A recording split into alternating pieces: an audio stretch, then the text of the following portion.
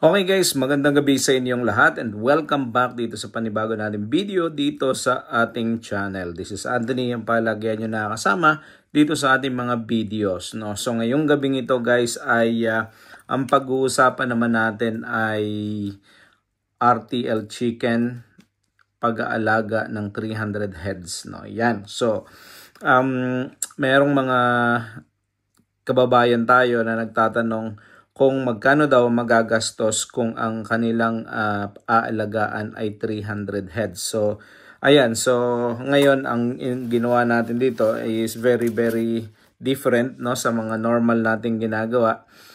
May nag-comment kasi na maganda daw ay illustrate natin. So, hindi tayo magaling mag-drawing. So, isulat na lang natin kung magkano yung ating magagastos. So, yan guys. Ang ating video ay itutuloy natin pagkatapos lamang ng ating maikling intro.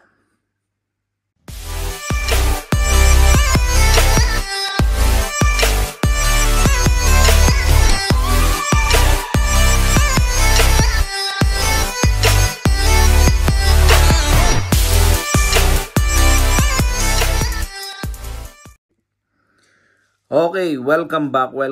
Ayan, maraming salamat sa patuloy na sumusuporta dito sa ating channel. At ngayong gabi, medyo unconventional yung ating pagpapaliwanag. No? Sa gagamit tayo ng konting sulat. No? So, para naman hindi boring at paiba-iba yung ating ginagawa. No? So guys, kung hindi ka pa nakasubscribe dito sa ating channel, mag-subscribe ka na. No? So, para makita mo yung mga weird nating presentations dito at explanation. So, ito pa rin si Anthony, ang palagian nyo na kasama dito sa ating mga kwentuhan dito sa ating RTL business. No? So, kung kayo ay may mga natututunan at palagi kayo nakapanood ng ating video, huwag nyo naman kalimutang mag-subscribe. No? Malaking bagay po ang naitutulong niyan dito sa ating video, no, sa ating channel, para nang sa ganun patuloy tayo na maggawa ng content at makapag-inspire din tayo ng mga kapwa natin OFW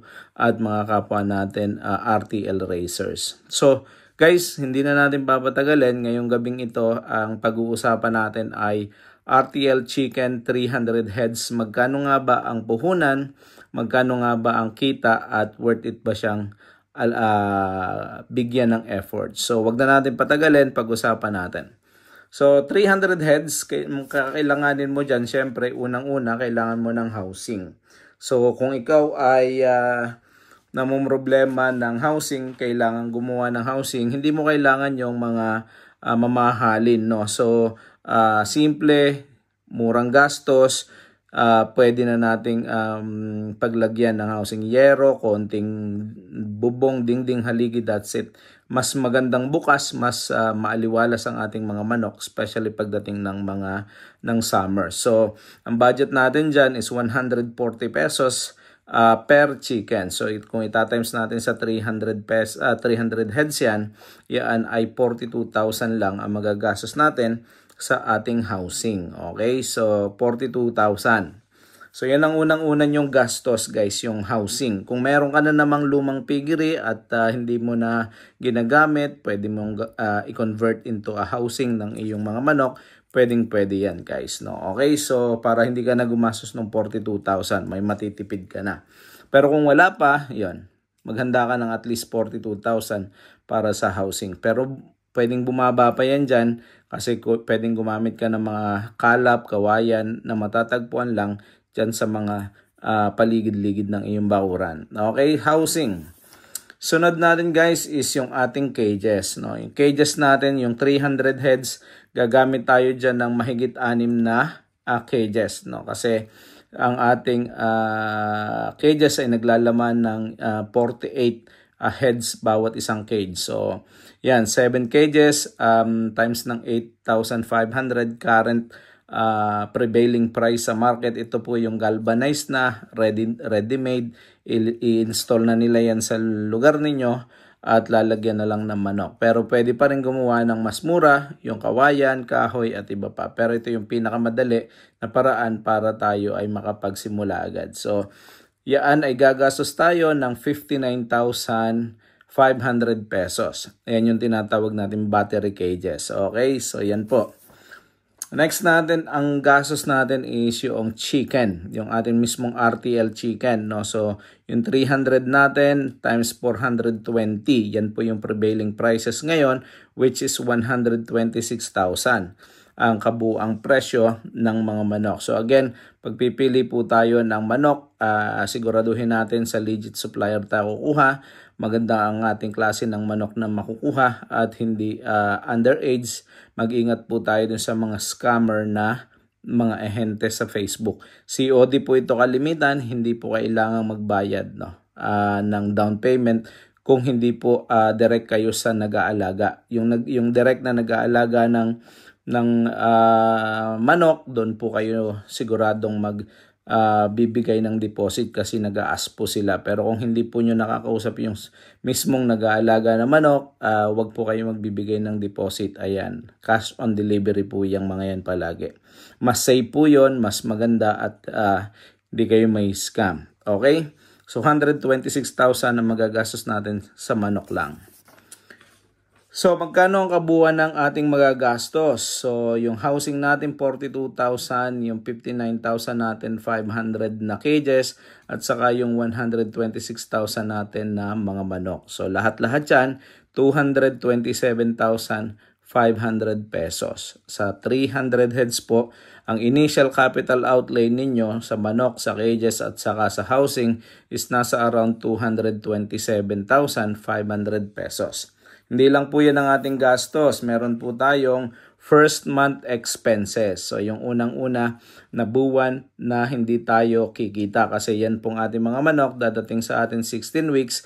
Aalagaan pa po natin yan ng another 4 weeks para po yan ay mangitlog. So papakainin natin, aalagaan, papalakihin at magsisimula na yung maglaglag ng itlog mga nasa around 19, 20 weeks, 21 weeks.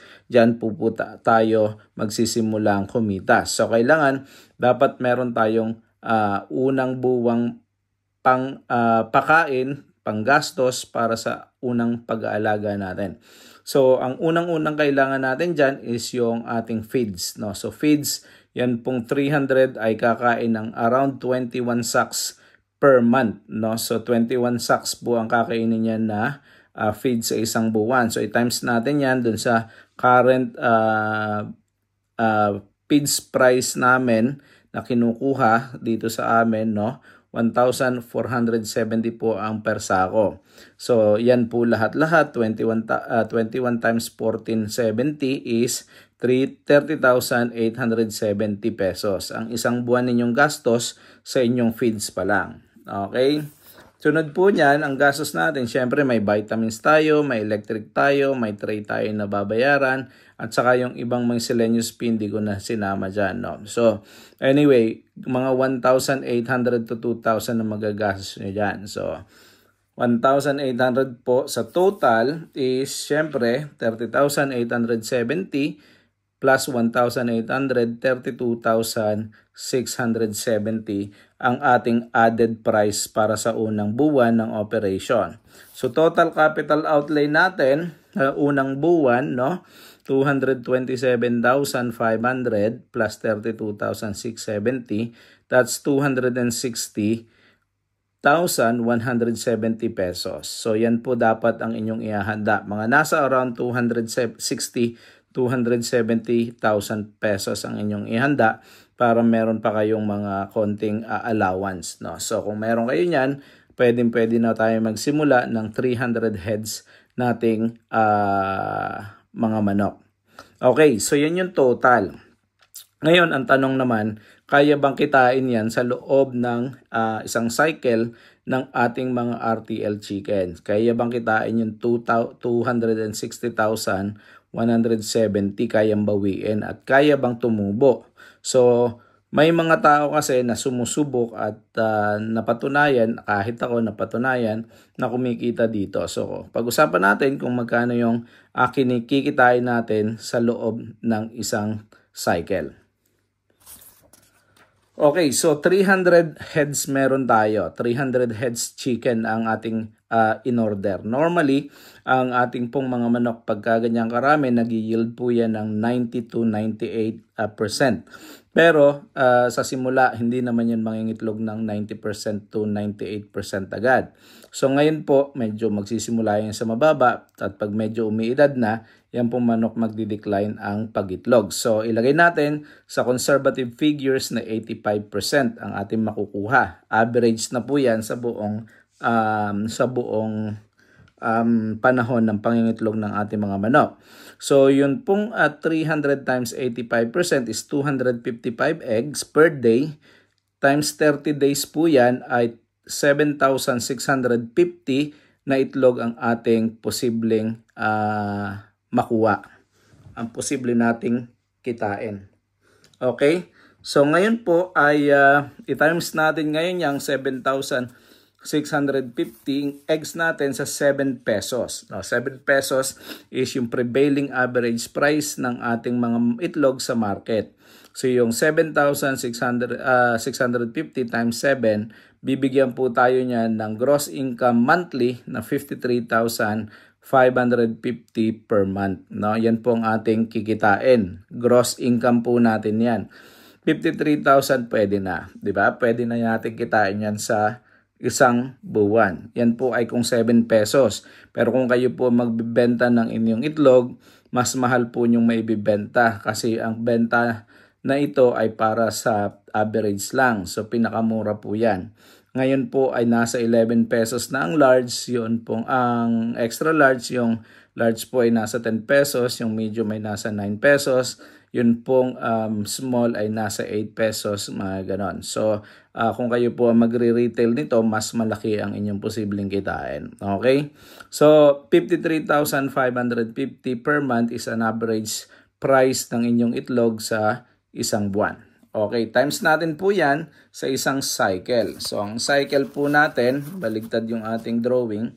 Yung ating pong cycle ay 20 months. No? Ang average cycle po ng isang RTL chicken is 20 months. So 53,550 times 20 months, 1,071,000. Pero yan pong 20 months, pwedeng humaba pa po yan sa 22 months, 24 months.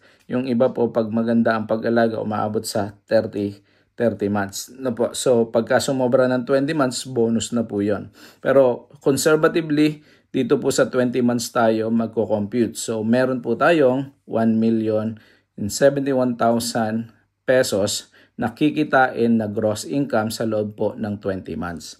Okay, so, ang puhunan po natin is 260,000 kanina. Ngayon ay kumita tayo ng 1,071,000 pesos. Ngayon, kung i-minus natin yung lahat ng mga expenses natin, di ba?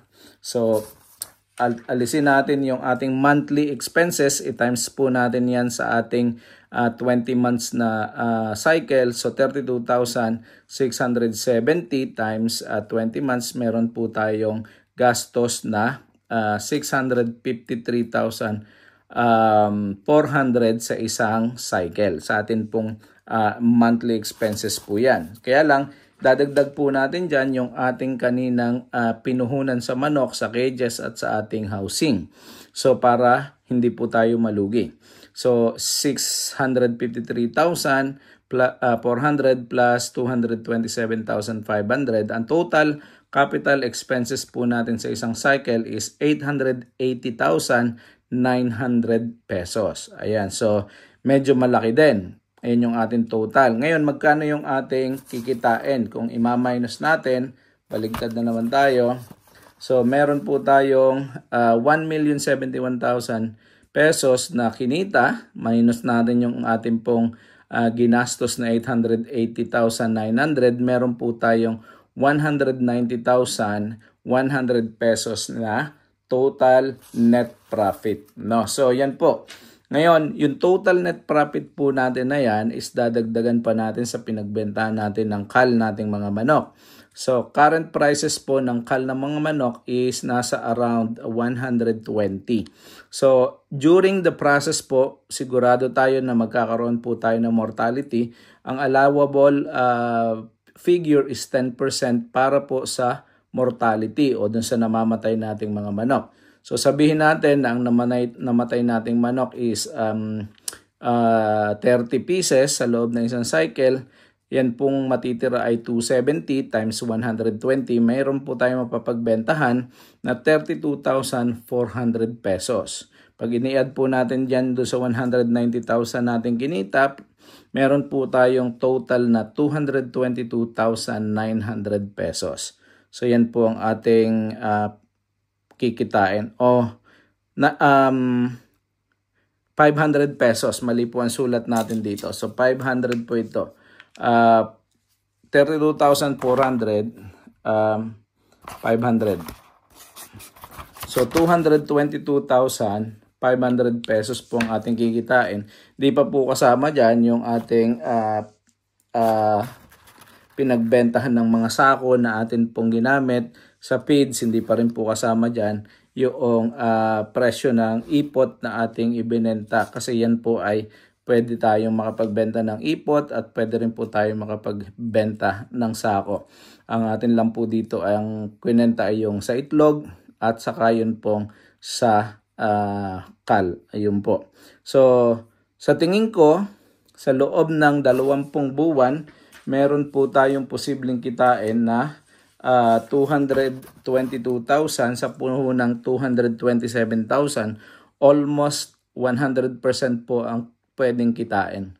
No, basta hindi po tayo magkakaroon ng problema katulad ng mga peste at kung ano-ano pa. So, yan po guys, kung sa tingin ninyo ay maganda to, sa tingin nyo ay pwedeng simulan, pwede nyo pong subukan, no? So kung kayo may puhunan at meron po kayong time para gawin ito, pwedeng gawin yan. Okay?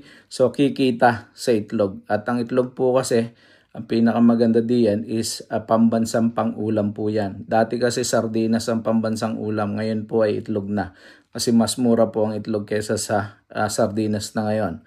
So ang sardinas ay mas mahal kaysa sa itlog, kaya yung mga kababayan natin na medyo kinakapos, hindi makabili ng sardinas pero makakabili ng 2 itlog. No po, lalo pwede ng pantugon sa problema ng pagkain sa isang araw. So yan po, lahat halos ng pamilya kumakain ng itlog, araw-araw yan. So dahil yan yung pinakamura po ngayon pang ulam. So guys, kung nakarating ka dito sa video na to at sa tingin mo ay may napulot kang aral, paki-share naman. At kung ikaw sa tingin mo ay may value ang ating binibigay na information dito, ay paki-subscribe mo naman para sa ganun matulungan mo din ang ating channel. Maraming salamat. God bless. See you all sa susunod na video. Bye-bye!